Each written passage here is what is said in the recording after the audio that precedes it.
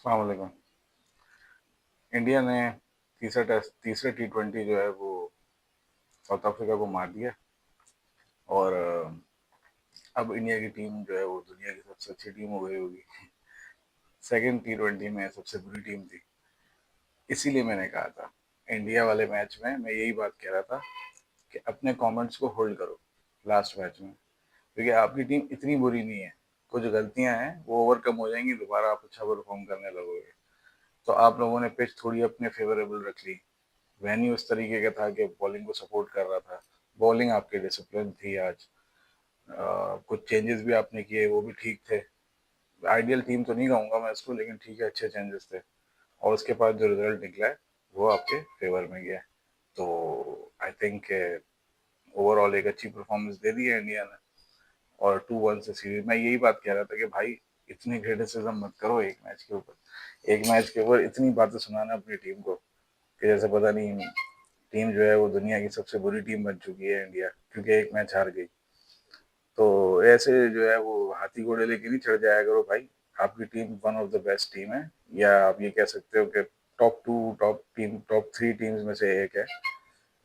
किसी दिन bad day भी हो जाएगा, सामने वाले भी खेलने आए हैं भाई। सामने वाले भी खेलेंगे, तो उनको भी कभी क्रेडिट दे दो। अच्छा, इस T20 में मैंने ये देखा है कि साउथ अफ्रीका ने वैसे तो बुरी क्रिकेट खेली है, लेकिन अगर आप इनकी सिलेक्शंस पे बात करो ना, तो इस मैच में बहुत चॉपिंग चेंजिंग हुई है आपकी, साउथ अफ्रीका की टीम में भी और इंडिया की भी टीम में। दोनों ने जो है वो अपनी बेंच में प्लेयर्स को ज़रा रोटेशन में खिलाया है। जैसे कि मिसाल के तौर पे आप अगर इंडिया की टीम देखो तो उसमें बुमराह नहीं है, कुलदीप एन हो गया है। और जो है वो अक्षर नहीं है। और कुलदीप खेल रहा है और हर्षित राणा खेल रहा है, ये दो चेंजेस है। तो ये दोनों अच्छे चेंजेस थे, पे ऑफ भी कर गए। और हर्षित राणा ने अच्छी बॉलिंग करी। बुमराह तो पिछली मैच में विकेट लेस गया था।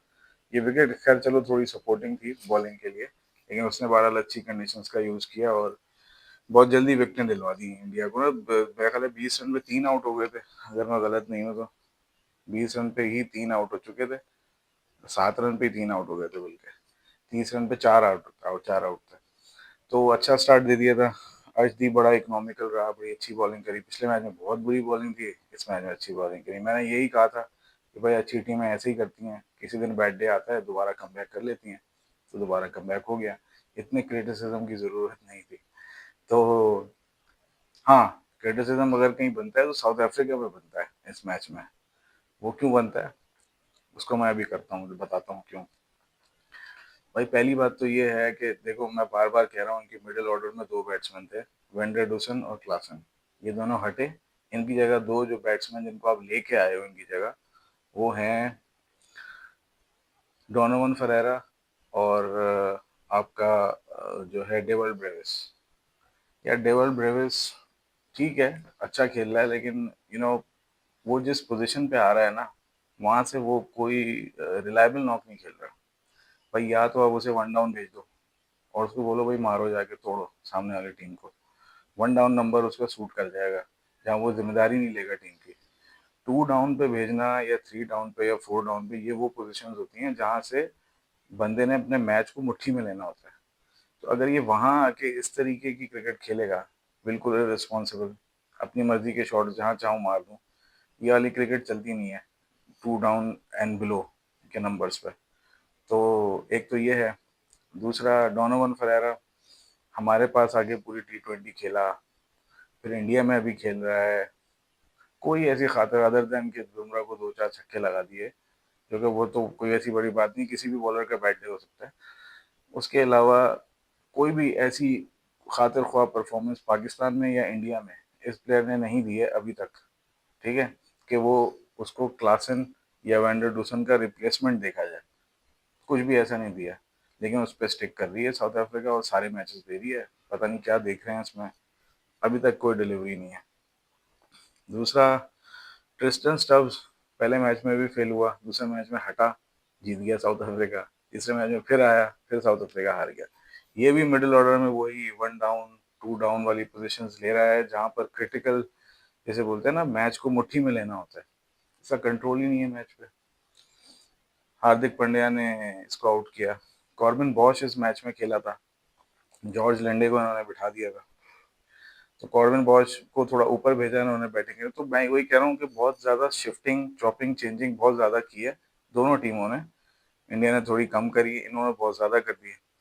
और लग ऐसा रहा है कि ये अपनी सारी टीम को ना रोटेशन में खिला रहे हैं, खिलाना चाह रहे थे शायद 3 मैचेस तक।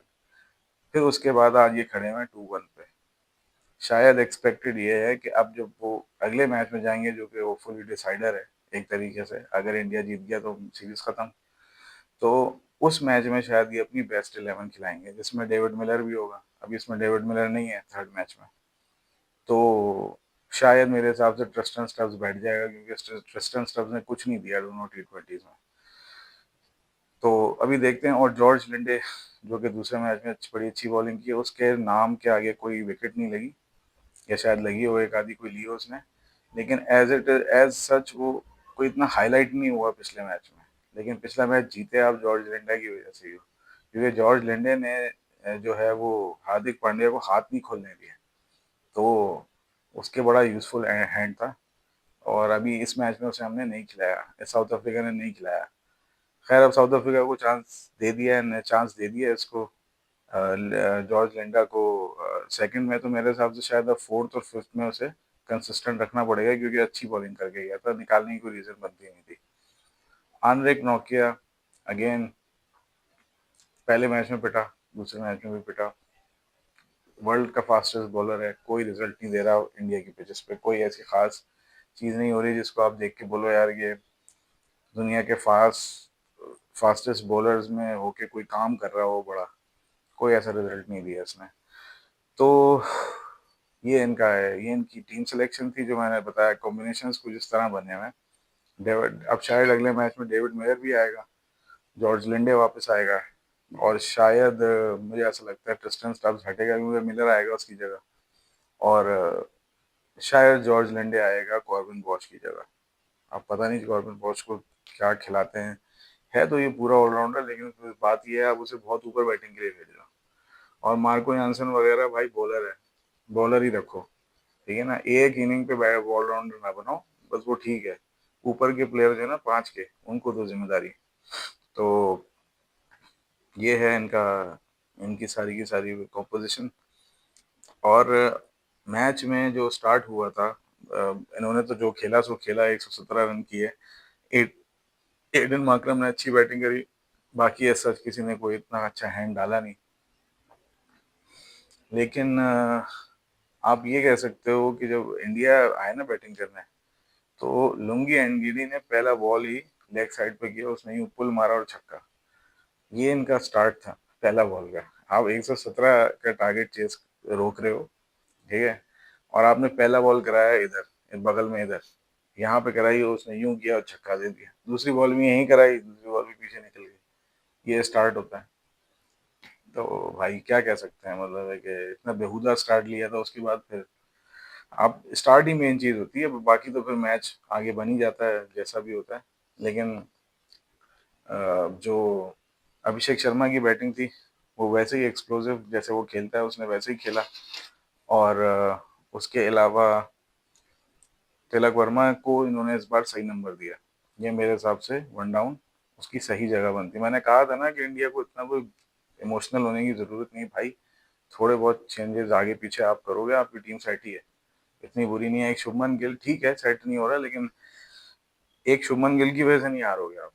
हारने के और रीजन हो सकते हैं, वो भी होगा, लेकिन और भी हो सकता है। तो अच्छा, अच्छा डिसीजन था उसको वन डाउन भेजने का। और फिर सूर्या कुमार 2 डाउन आया, ये सही पोजीशन है, सूर्या कुमार ने सही पोजीशन लिया अपने लिए। और फिर शिवम दुबे था, उसने मैच खत्म कर दिया। बाकी नीचे अभी हार्दिक पांड्या, जितेश शर्मा, ये सब बाकी थे। तो बैटिंग तो बड़ी टाइट थी इनकी भाई। हर्षित राणा भी कुछ हद तक बैटिंग कर ही लेता है। तो ठीक है, अच्छी अच्छी विन निकाली है इन्होंने, कॉम्प्रिहेंसिव विन थी। तो ये हो गया। दूसरा आ जाओ भाई, जो सबसे इम्पोर्टेंट मैच था, इंडिया अंडर 19 और पाकिस्तान अंडर 19। भाई ये जो बैट्समैन है एरन जॉर्ज, बड़ा तगड़ा लगा मुझे यार। वैसे वैभव सूर्यवंशी के बारे में तो जानते ही हैं हम सब, जो आईपीएल में भी देखा हुआ है, वैसे भी देखा हुआ है, लेकिन ये मुझे बड़ा अच्छा प्लेयर लगा एरन जॉर्ज। और ये परफॉर्मेंस बड़ी नोट की जाएगी इसकी। और नीचे फिर आके कनिष्क चौहान ने भी जो है वो 46 रन बनाए, और यही मैन ऑफ द मैच बना। बाद में 3 आउट भी किया इसने। हमारा ओपनर आउट किया, जो सबसे सेट बैट्समैन था वो भी इसी ने आउट किया। तो ये भी अच्छा ऑलराउंडर बन सकता है, जबरदस्त। और आयुष आयुष महात्रे थोड़ा सा जरा, जैसे कहते हैं ना, जरा संभल के खेलने वाला प्लेयर, अच्छा लगा ये भी। लेकिन वो बस सेट होके आउट हुआ, लेकिन बड़ा अच्छा खेल रहा था वो भी। थोड़ा सा ये कहा जा रहा है कि दोपहर के टाइम पिच थोड़ी बेहतर थी, शाम में थोड़ा सा बॉल का मूवमेंट ज़्यादा हो गया, तो पाकिस्तान से कंट्रोल नहीं हुआ। देखो भाई, बड़ी टीमें तो ऐसे ही जीतती हैं। अगर पाकिस्तान ने बड़ी टीम बनना है तो कंडीशन से ऊपर आना पड़ेगा। वही रवि शास्त्री वाली बात है जो मुझे याद आती है, take the pitch out of the equation. जब तक आप पिच को इक्वेशन में लाते रहोगे ना बार बार, तो आप कभी बड़ी टीम नहीं बन सकते। अभी इंडिया को देख लो, ओडीआई में हराया है साउथ अफ्रीका को।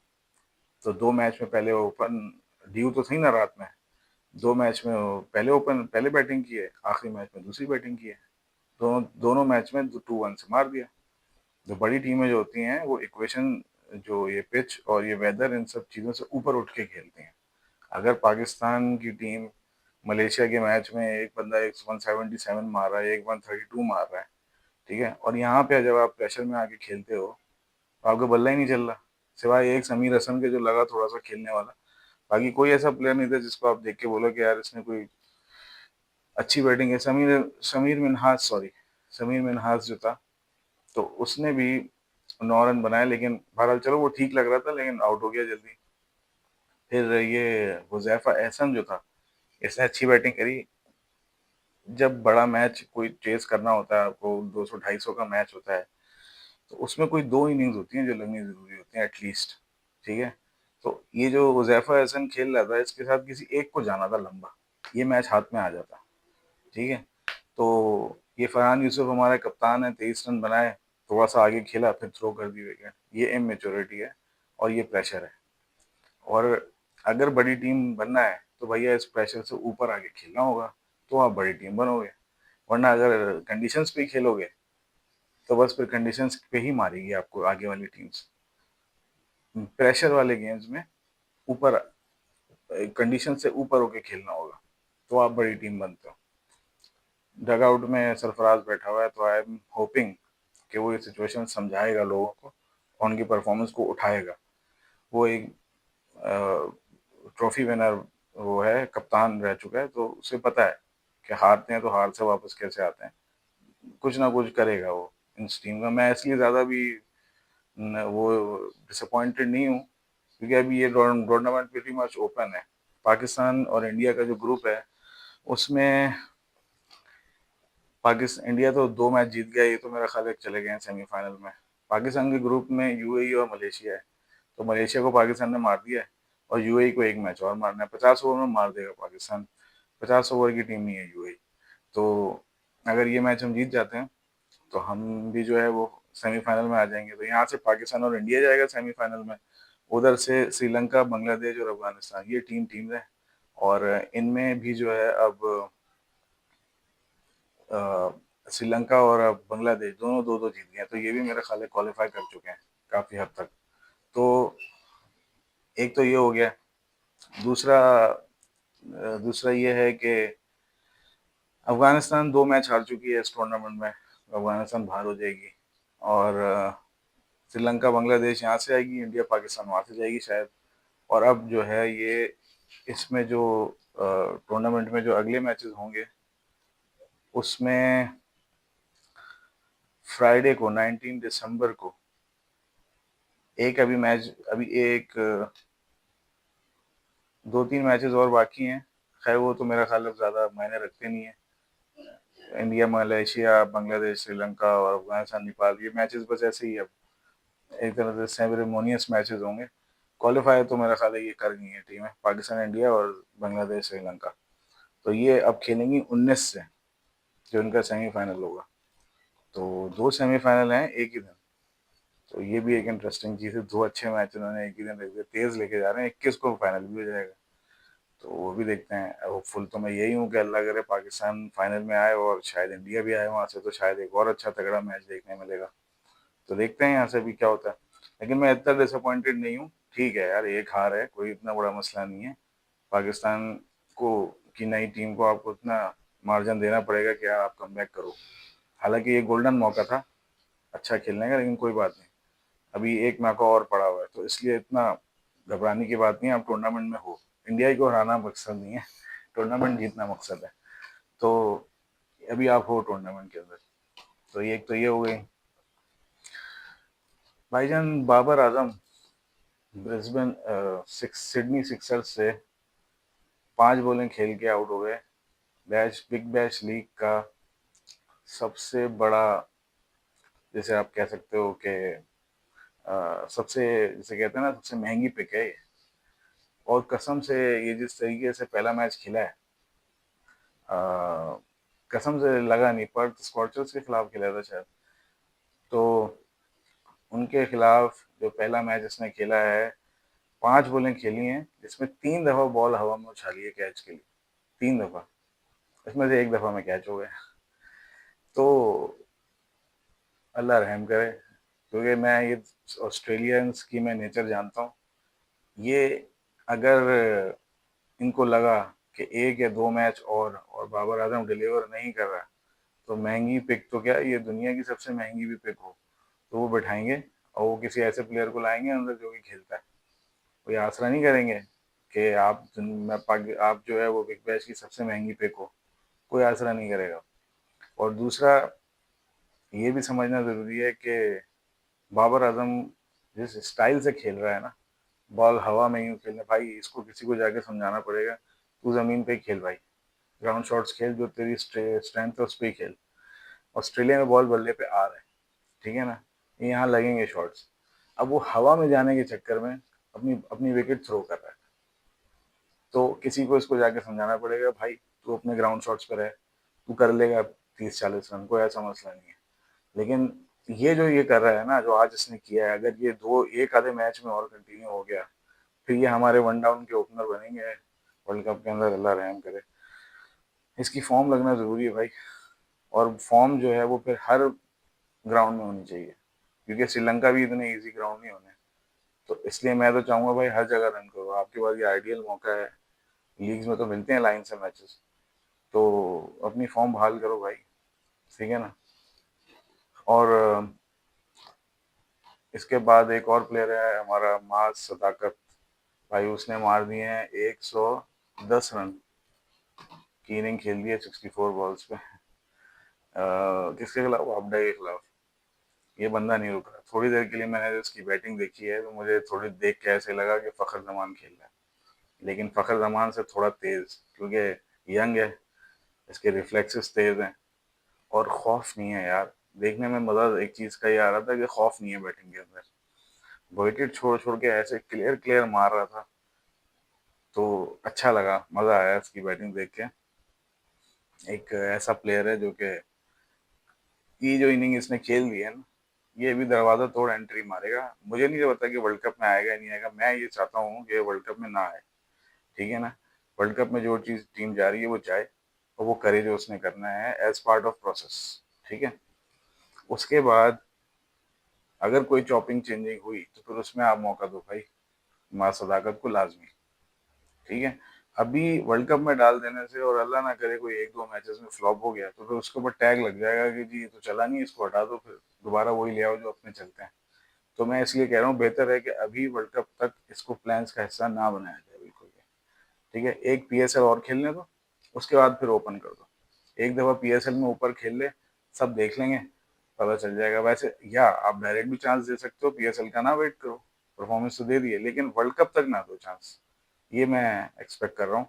कि वर्ल्ड कप तक अल्लाह ना करे कोई एक आधी कोई बुरी परफॉर्मेंस लगी, फिर वो बेचारा टैग हो जाएगा उसमें, क्योंकि पूरी दुनिया देख रही होती है, फिर एक आदमी नहीं देखता वर्ल्ड कप को। तो ये जो है बंदा, श्योरली ये तो आएगा टीम में यार, मतलब इसकी मैंने बैटिंग तो देखी है, क्लास अपार्ट। अच्छा, मैं ये एक बात और कह दूं माँ सदाकत के बारे में, कि माँ सदाकत को मैंने इंडिया से जो मैच हुआ था इमर्जिंग एशिया कप में, उससे पहले वाला मार सदाकत हमने देखा हुआ है। पीएसएल में भी 50-60 रन किए हैं। पाकिस्तान ए टूर पे गया था, वहाँ पे भी थोड़े बहुत रन करके आया था। उसके बाद फिर हमारा नेशनल टी20 खेला हुआ है, उसमें भी थोड़े बहुत रन किए हैं। तो हम इसको फॉलो करते रहे हैं, ऐसा नहीं है कि कोई ऐसा प्लेयर है जो अचानक आ गया, ऐसा नहीं है। लेकिन मैं ये कह रहा हूँ कि ये जो पाकिस्तान इंडिया का मैच था ना, इससे पहले का मार सदाकत और ये मैच के बाद का मार सदाकत, ये फर्क हो गया है, डिफरेंट हो गया है ये। और अब उसका रीजन वो कॉन्फिडेंस है, ये पता नहीं क्या है। कुछ होता है ना, कुछ मैचेस होते हैं जो प्लेयर्स को बड़ा कर देते हैं। ये बड़ा प्लेयर बन गया है उस मैच के बाद। अब क्या कह सकते हैं, कोई स्किल पे काम किया है मुझे नहीं मालूम, लेकिन मुझे इतना क्लियरली नजर आया है कि मैंने जो इससे पहले वाला मार सदाकत देखा और इसके बाद वाला जो इस मैच के बाद वाला जो मार सदाकत था, वो बिल्कुल डिफरेंट था। तो मैं देख रहा हूँ अभी, हम देखते हैं कि इसको कब मौका मिलता है, लेकिन one for the future for sure. और ये वो प्लेयर है कि भाईजान, अब क्योंकि कवरेज होती है, कैमराज आ गए हैं, यूट्यूब पे वीडियोज होती हैं, तो he is one for the future. आप बचा नहीं सकते, रोक नहीं सकते। ये वो वाला टैलेंट है कि रुकने वाला नहीं है ये खुद ही कोई गड़बड़ करे तो करे, रुकता नहीं है अभी। तो एक तो ये हो गया। शाहिन शाह अफरीदी ने ब्रिस्बेन हीट से 2 नो बॉलें कर दी और उस पे जो है उनसे ओवर छीन लिया। खैर 3 ओवर कर लिए थे उसने और पिटा बहुत यार। रिजवान ने भी मेरा ख्याल है कोई छोटी मोटी बैटिंग ही की है, कोई ज्यादा रन तो किए नहीं है रिजवान ने भी। तो पाकिस्तानी प्लेयर्स को अच्छा नहीं कर रहे अभी। अभी तक के जितने 2-3 मैचेस देखे, आगे जाके शायद होपफुली अच्छी बॉलिंग कर लें, अच्छी बैटिंग कर लें। लेकिन अभी तक जितनी पिक्स पाकिस्तान की गई हैं ऑस्ट्रेलिया में बिग बिग बैच में, कोई ऐसी खास परफॉर्मेंस आ नहीं रही। और वो मेरिट पे देखते हैं प्लेयर्स को, सबको केयरफुल होना पड़ेगा वहाँ पे। तो ये कहानी है। और इसके अलावा अब अगला मैच जो है वो इनका होगा, यार कहते हैं। अच्छा, अगला मैच के अलावा एक और चीज़ मुझे और भी कहनी थी कि इमामुल हक ने भी एक सेंचुरी मारी उसी मैच में जिसमें मार सदाकत ने मारी है प्रेसिडेंट कप में। तो इमामुल हक भी फॉर्म में चल रहा है। अभी हमारे पास कोई ओडीआई की बड़ी सीरीज नहीं लगी, लेकिन यार ही इज़ रेडी। मुझे ऐसा नज़र आया कि वो अब वो खेलता है इस तरीके से है कि वो 35 ओवर तक जाता है, 30 ओवर तक जाता है, 100 करता है, आराम से अपना एक हैंड होल्ड करता है। 380 रन लगाए थे ओजीडीसी ने। तो वो अच्छी बैटिंग कर रहा है। मेरे हिसाब से यार इसको बाहर होना नहीं चाहिए था, लेकिन चलो, बहरहाल अब जगह बनाए वापसी और आना चाहिए। मेरे हिसाब से कोई ऐसी इसमें प्रॉब्लम नहीं है कि अगर आप उसे एक सेकंड ओपनर ले लो, साइम के बाद ले लो, कोई ऐसी बात नहीं है। या साइम अगर इंजर्ड होता है या फखर नहीं खेल पाता है तो एक ओपनर आप लेके चल सकते हो अपने साथ, कोई ऐसी बात नहीं है। तो ये है मेरे हिसाब से आज की वीडियो। और अब अगला मैच जो है वो जो पड़ रहा है वो पड़ रहा है 17 को, 17 दिसंबर, 17 दिसंबर को। तो देखते हैं 17 दिसंबर को मैच होगा, क्या होता है। फोर्थ टी20 होगा और फिर 19 को यह खत्म हो जाएगी सीरीज। तो इसको भी देखते हैं। वहाँ पर 17 से एशेज भी शुरू हो रहा है, उसको भी फॉलो करेंगे। आज की वीडियो बस यहीं तक है। वीडियो लाइक कर लिया, चैनल सब्सक्राइब कर लिया। कल मिलते हैं। अल्लाह हाफिज़।